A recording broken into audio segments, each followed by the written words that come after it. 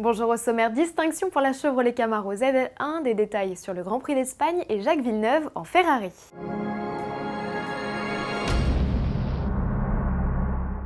La radicale Camaro ZL1 s'est prêtée à un exercice très convoité aux États-Unis. Il s'agit du quart de mile, autrement dit le 400 mètres départ arrêté. Cette épreuve, véritable juge de paix outre-Atlantique, permet de comparer les modèles en fonction de leur capacité d'accélération. Bonne nouvelle pour Chevrolet, son bolide au V8 de 580 chevaux a parcouru la distance imposée en moins de 12 secondes, 11,93 pour être précis pour la version boîte auto et 11,96 pour le modèle boîte manuelle. Vitesse maxi enregistrée 187 km/h. C'est un honneur pour la marque que de rentrer dans le club des 11. L'américaine rivalise ainsi avec des monstres comme la Lamborghini Murcielago LP644.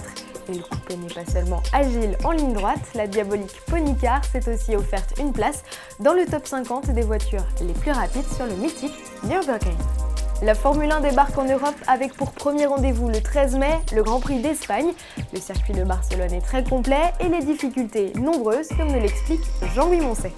Alors les difficultés, c'est simple, c'est surtout des grandes courbes toujours très différentes. Par exemple ici, un double droite terrible qui continue ici et qui referme encore en montée, ça c'est très compliqué.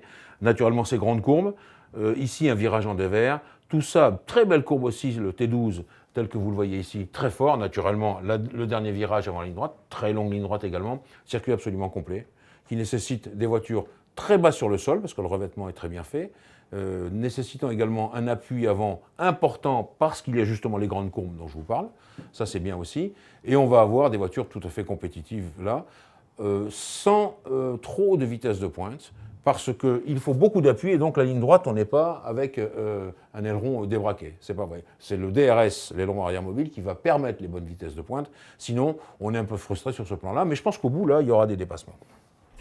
L'entretien complet est à retrouver sur le blog de notre spécialiste. F1 toujours, il y a 30 ans, le 8 mai 1982, Gilles Villeneuve nous quittait dans un tragique accident lors des essais du Grand Prix de Belgique.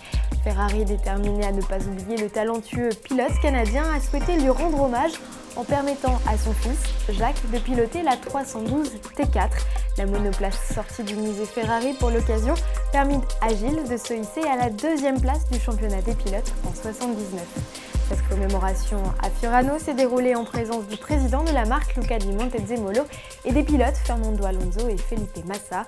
Un moment très émouvant, tant pour les internautes derrière leur écran, les ingénieurs de l'époque, que le champion du monde titrait en F1 en 97, soit 15 ans après la disparition de son papa. Vendredi 11 mai, un JT d'Auto Plus très spécial en direct de Corse pour vous faire découvrir la manche d'IRC, l'Intercontinental Rally Challenge. À demain.